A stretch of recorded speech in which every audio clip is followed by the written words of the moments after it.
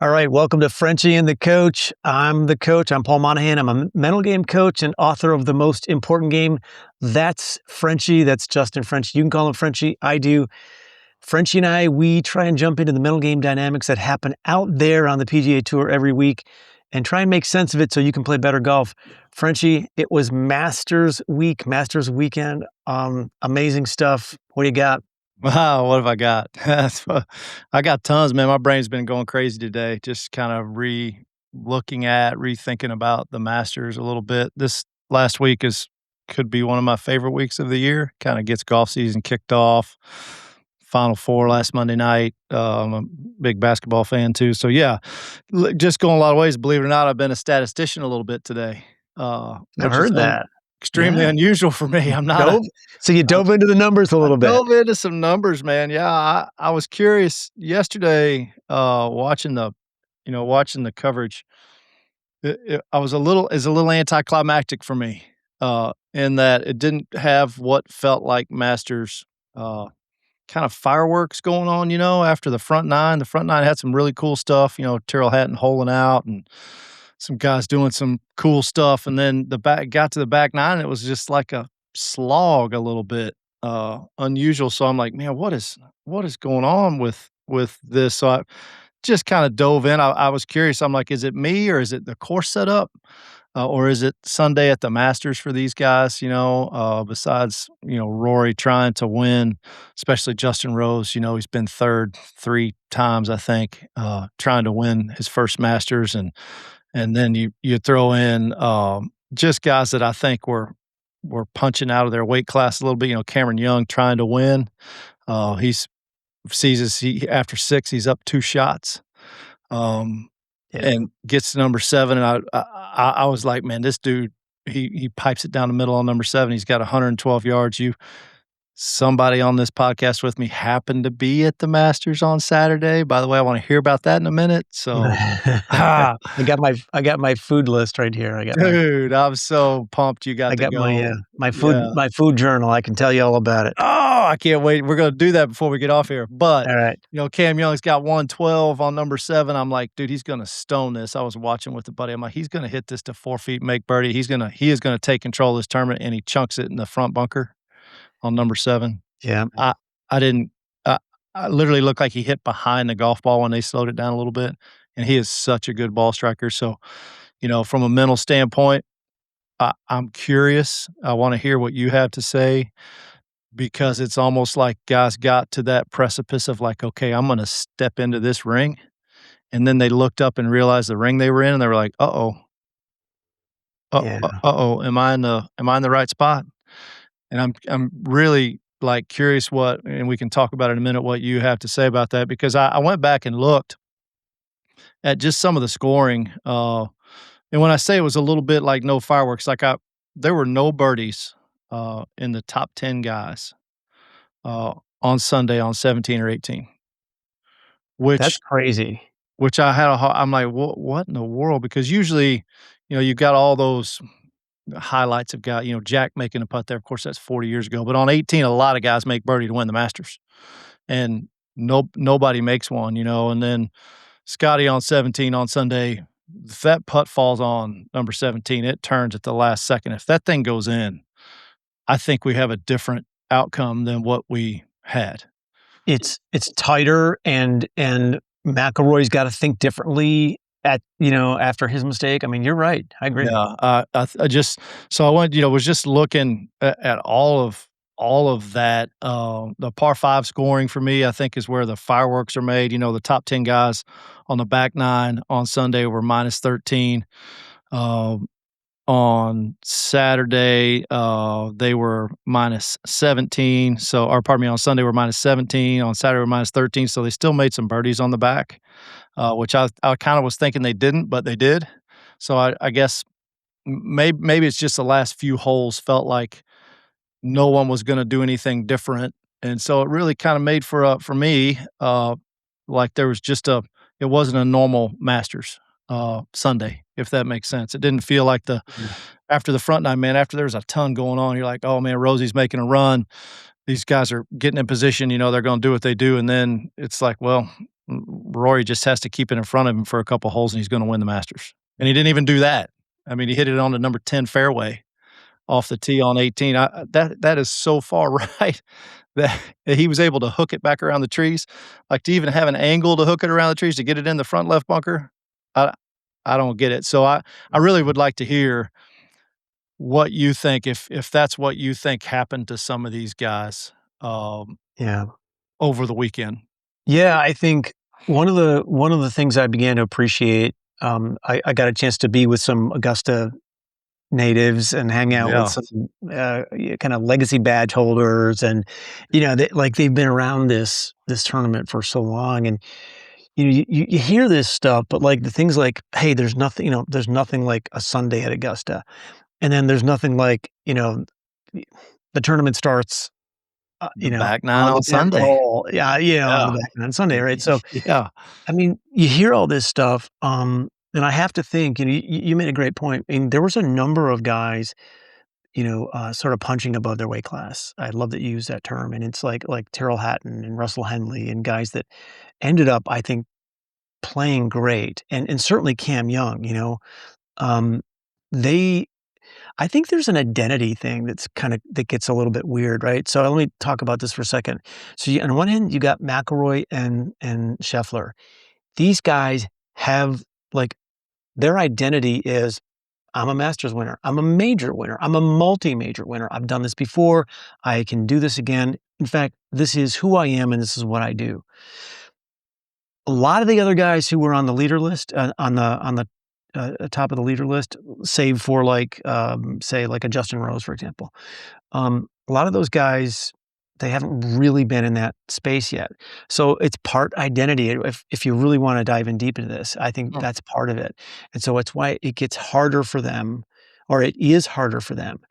And, I think like a guy like McIlroy, what I saw in him was he made a number of mistakes on Saturday, right? Um, he had actually, oddly, he had as amazing as a round that he had on Friday. Yeah, crazy, by the way. I mean, look, he's rolling it in from everywhere. Yeah.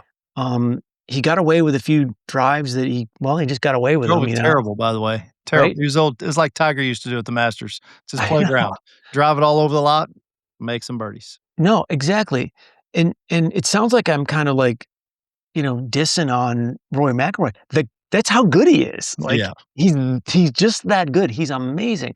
And, even yesterday, I mean, he's struggling with that pull hook, He's getting too far inside, all the stuff that is he's trying to figure out there, and he's just my point is that, like, him and even a Scheffler just didn't have enough holes left. If he had a few more holes, I think it's a different story, but as he had to come back from so far. But McIlroy, he has this extra gear now, and I think part of it is tied to who he believes he is, and the other guys just don't have that, and so all things being equal, he pulls it out in those scenarios when others don't. That's just sort of a quick mental game take. Yeah, yeah, that makes sense because you get, you know, Shane Lowry had a rough day yesterday.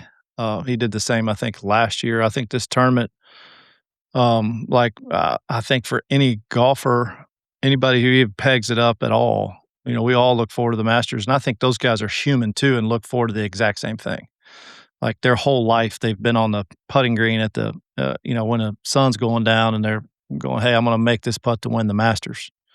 Most golfing kids have done that, and they've done that their whole life, so now they got that shot and you get there. I can't imagine how fast the wheel spins, and how staying in the like, I've got some questions about, you know, kind of feel on the golf course. You get to the golf course and you have some feels and you try to work through what feels good that day versus like, "Hey, this is my process, um, and this is what I do." I'm not gonna feel versus real sometimes aren't the same 2 things.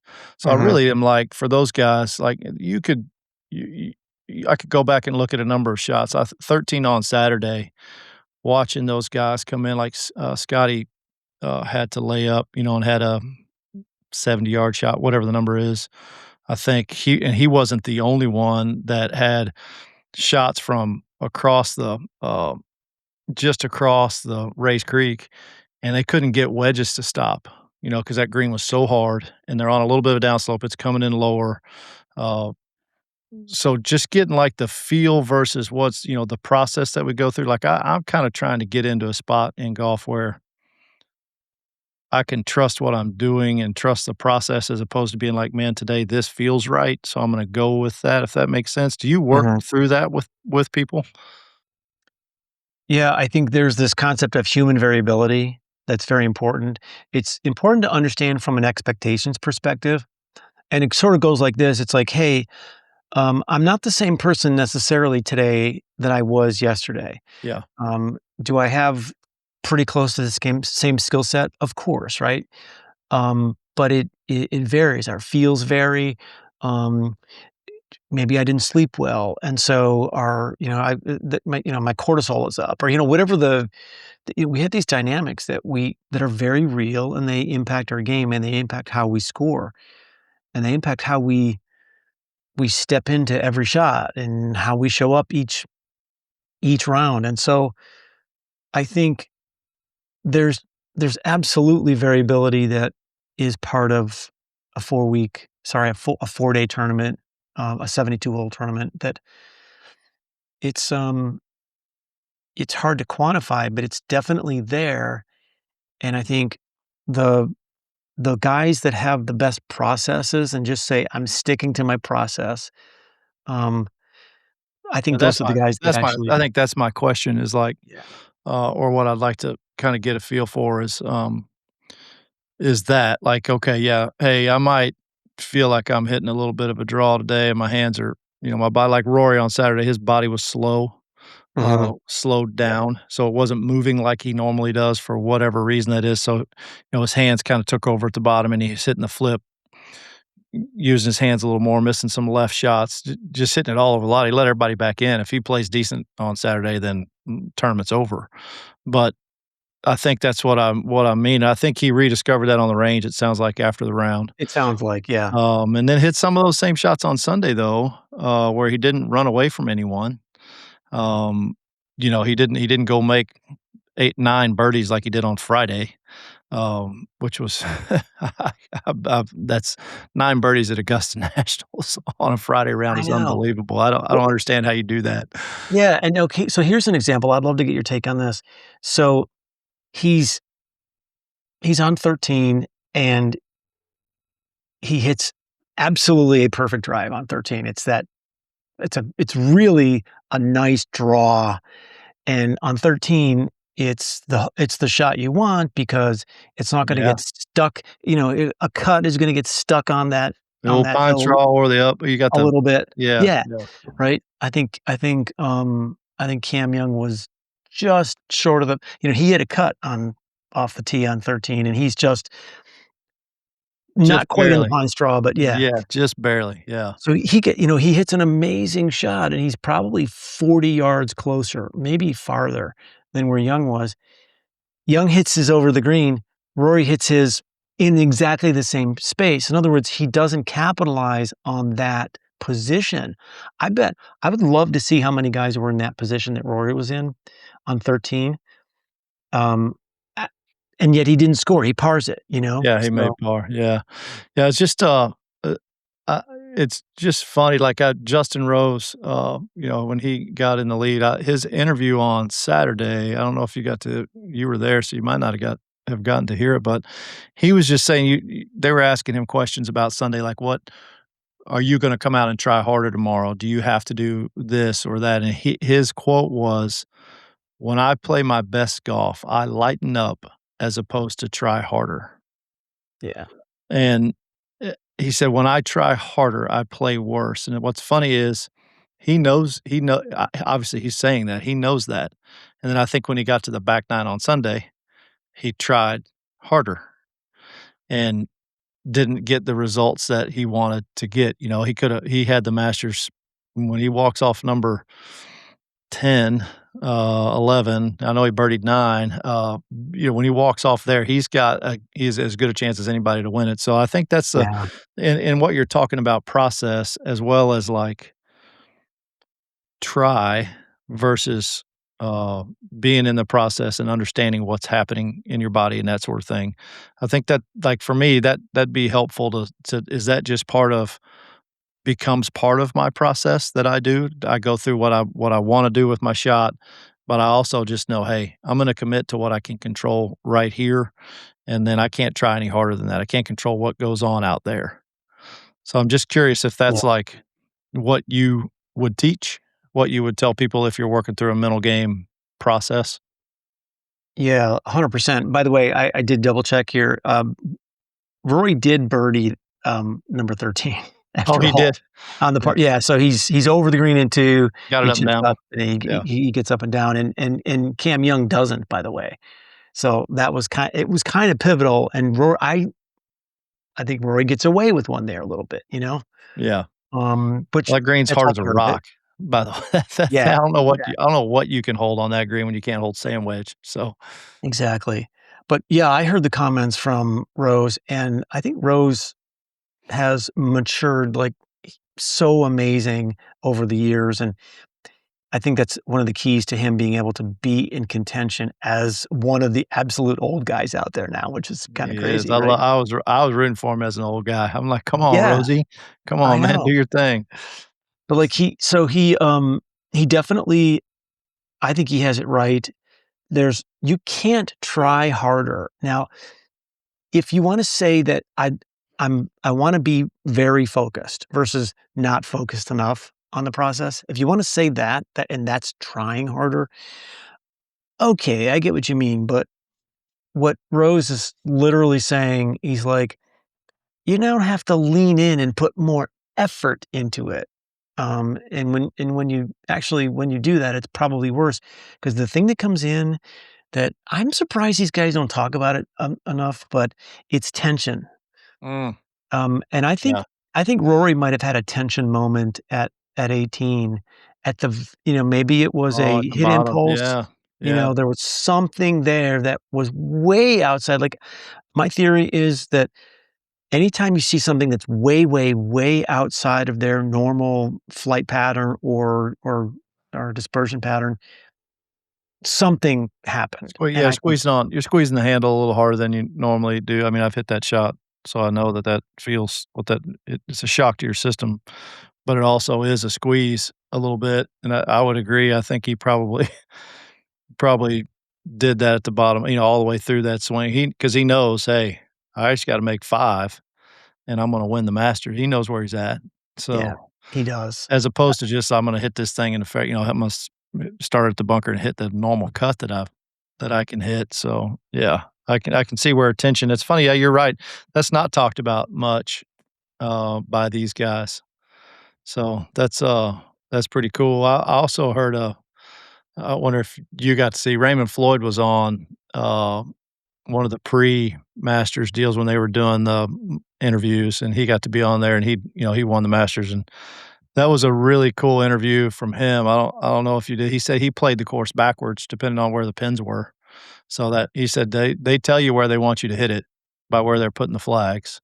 So then I made my plan based on where the flags were on every hole, and just that's how I played the golf course, and I knew where I could and couldn't miss it. And he said I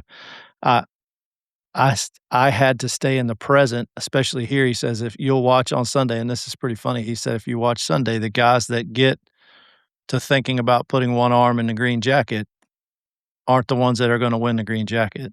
Mhm. And so that kind of is what showed up, and he's a guy that's been around the game for 60 plus years. Yeah, yeah. And man, you didn't want him staring at you. He'd have been a tough guy to compete with. But it's just kind of cool that the more things change, the more they stay the same.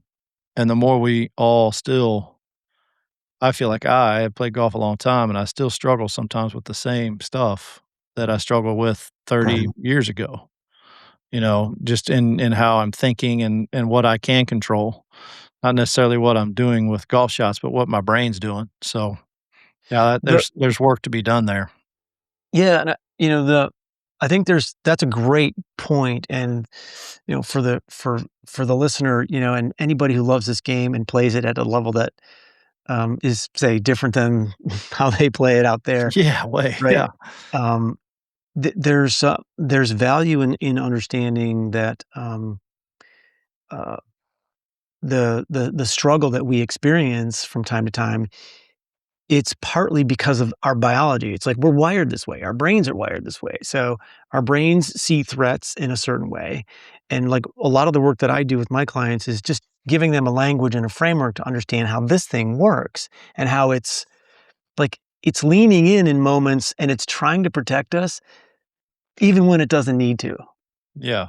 And Yeah, yet, yeah, we've right? we've we've talked through this before, like, in practical terms, like, the threat that you feel or that, like, I feel on certain tee shots is, like, not really what would be considered a threat in today's Right. world. I don't have a saber-tooth tiger chasing me down the fairway, Yeah. so it's not gonna come and get me.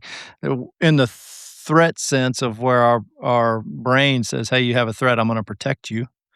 Yeah. But we have stored memories that say, "That's a threat. This is a threat because 'cause I've done this before." Yeah. And it's not really a threat. And so how to work through that, I think that's valuable information for people that might be listening to know, "Hey, okay, yeah, I feel those same threats." Like, there's a club I get to play at quite a bit. I don't like the first tee shot. There's water down the left.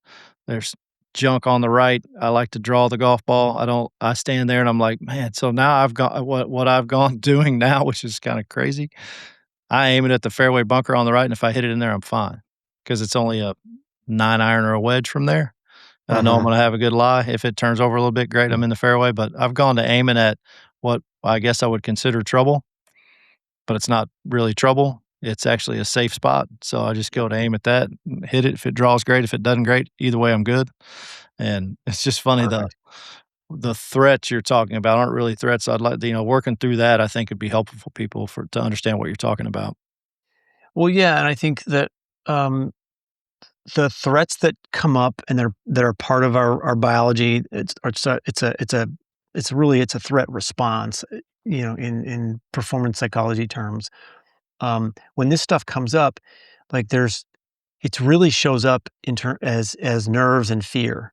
Like I would say like small f fear. It's not like a huge fear, but it's a fear. It's like, oh man, I'm nervous about this tee shot, right? And so the question is, all right, what do you do with it? Yeah. A lot of people get nervous because they're nervous, because what they don't understand is they can still function pretty well when they're nervous, right? So there's this weird spiral that's also part of performance psychology that gets really interesting. But the other thing is that we can actually decide which thoughts we hold on to. And so as thoughts move in and out, a lot of people like a guy like Bob Rutella, if he was on the call, if he was on with us, he would talk about this in terms of like, our thoughts are sort of like waves. They come and they go and they come and they go. If we get really good at just letting them move through and anchoring to the ones that we want to and letting go of the ones that we don't, then we can function at a higher level. I think the same thing happens in golf. We're going to get that feeling on that tee that we quote unquote don't like.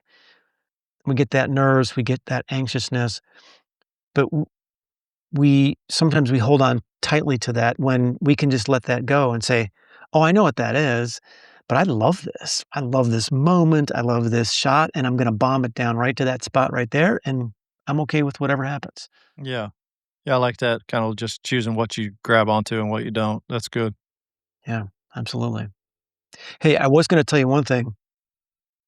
We had our friend, Reagan on last week, Reagan Yeah. Zabilski, who got a chance to play in the women's event a week and a half ago, and, she birdied number 12, and we were talking about that, which right, Yeah. Yeah, I'll yeah. tell you what, I I really have an appreciation for what birdieing number 12 that whole position that she birdied at, which Yeah. was basically that's the Sunday Sunday same spot. same Yeah. same pin position. Yeah. Like, that hole is just set up exactly against what a normal right-hand golfer would would want that hole to be set up as. For And sure. there's so much stacked against you, and when Yeah. you're back on that tee, I'm sorry, folks, that hole does not look like it does from behind the tee. It is No. very intimidating, so You can't even really see. That's what I was trying to when we were talking last week. You can barely see the green, the way yeah, the front bunker's kinda tilted up. yeah, Like, you see a little sliver on the left, a little sliver on the right, and, like, the middle part of the green is kinda you kinda stand up and look down through there off that's a really tight little spot. it is, and you're kind of almost looking into the sun too, like, that's another factor, like, Yeah, so you that are, whole that's true. depth perception thing dynamic changes, like, we only ever see it from well, mostly from the angle of behind the green, so now the Yeah, sun is behind the greens, you have this beautiful green. I'm telling you, the players don't see it that way. yeah. It's really interesting. Yeah, That that's a was cool spot right there yeah, where I've hung out there. The last time I was at the Masters, I spent a ton of time just standing there because you see 11 green over to the terrific. left. You can see the 12 tee shot. You can kinda see a little bit of 13, not a Yeah, ton, a little bit, but yeah. 11 and 12, you're like, "Man, the tournament's gonna happen here, possibly." And so, yeah, you're right. That's a ha no harder 145, 150-yard shot anywhere in the world than standing right there. No. And did you hear what by the way, what Rory said about his shot? I don't know if I did. Yeah, I think there was a quote, on Which he hit Instagram. it to, like, what, 6, 8 feet? Little cut Yeah. shot in there, little knockdown 9 iron, which Essentially, he said, if I have to go back to this here, but I think, essentially the read is, "Hey, I was aimed a little bit left of that, and he pushed it, yeah. and I pushed it." Yeah. And, That's that's you know, funny. my friend Scott Fawcett just loves that because he's like, "Yeah, that's exactly how these great shots happen. They're Yeah, mistakes, yeah. they're happy accidents." Yeah, Scott, I'm sure, has some, clients that he worked with this week. I know he worked with, Reagan and some of the Arkansas girls. They work with Decade and do, quite a bit of prep work through him. His work's really cool. I know you've done another podcast with him, but, learning more about what he has to say about, the probabilities and that sort of thing is helpful from a planning standpoint and then also a Yep. process standpoint. So you actually do have a plan and you can go through your process knowing what that plan is on the tee. I think that what he's doing is cool stuff. It's cool on a couple different levels. The strategy piece of it, like, he's basically rewriting the paradigms for strategy. He has over the past 10 years, like, Yeah. things like, never up, never in, he says, "Well, that's the worst advice That's a bad one. Yeah. in golf," you know what I mean? And Yeah.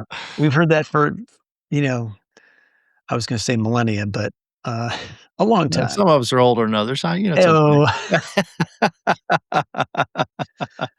hey, you gotta be good to your elders. I do. I Um, gotta be nice. My bad. that's right, be My nice, be nice. bad.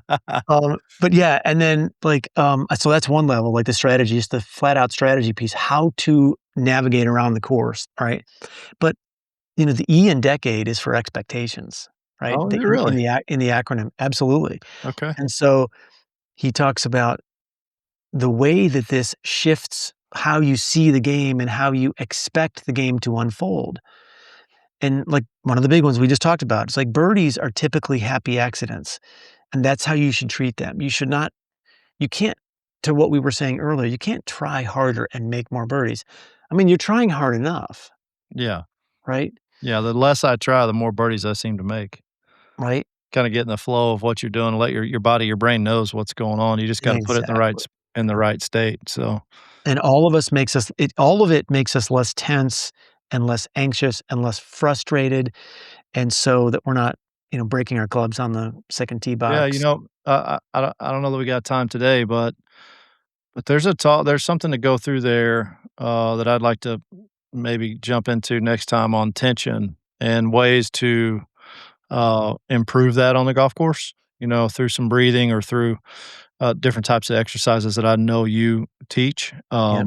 I really think there's probably some more there just to help guys like me that might be listening to this podcast that, wanna play good this weekend, get through the tension part because I think that does creep in more than we because it's not talked about, so we don't think about it as much, but I think that is a huge part.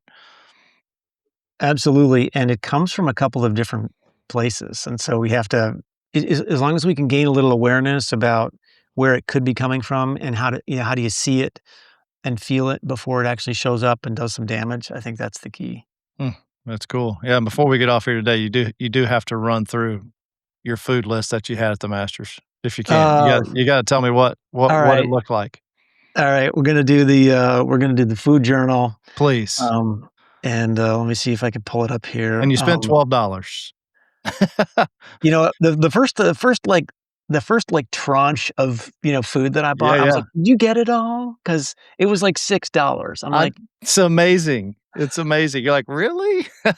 "All right." So, quick rundown here, Yeah, 8:30 AM, entered the South Gate. This is Saturday, or April 11th. 8:30 AM, enter the South Gate. 9:30, pro shop checkout, golf shop checkout. so you So got it done early. Got it that's done an early. ordeal. Smart. It is an ordeal. 10 AM, pimento cheese. Good start. 10:30, egg salad and coffee.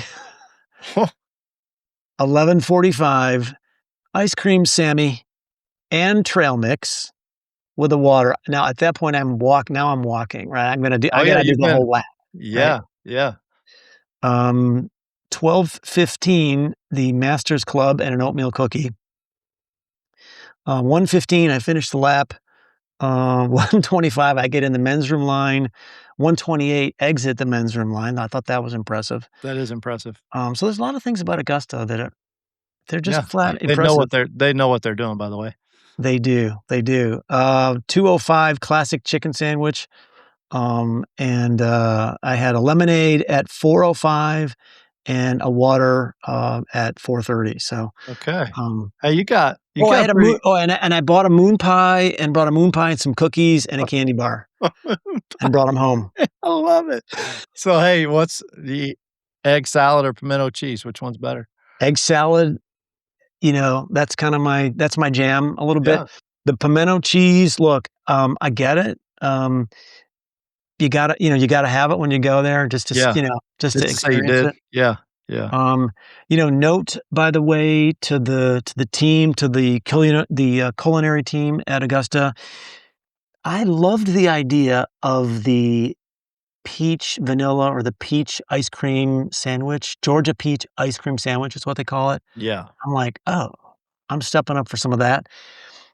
Note to the team, "We got the ratio wrong, guys. We need more ice cream, less cookies. Too much cookie. Too much Too cookie. much cookie." Look, Okay. I mean, Hey, it was hey. it's an 8 out of 10. Yeah, but it could be a There's 10 oppor out it there's could be a opportunity. 10. Yeah, okay. Well, that's Just good to know. saying. Hey, listen, someone might be listening that hears that and make a little switch. I think Possible. the team, Chairman Ridley or, whomever Yeah, might be, yeah, yeah, I'm sure he's gonna hop on eh, here and check it out. there's a suggestion box somewhere, I'm Yeah, sure. yeah, yeah. Oh, that's great. Well, I'm glad you Alright, got to go, man. It's good to see you, and looking forward to kinda downloading some more about some of the stuff we talked about today next time. for sure. So many great subjects. Alright, buddy. Good to see you. You too, brother. Frenchie, out. Take care. See you, man.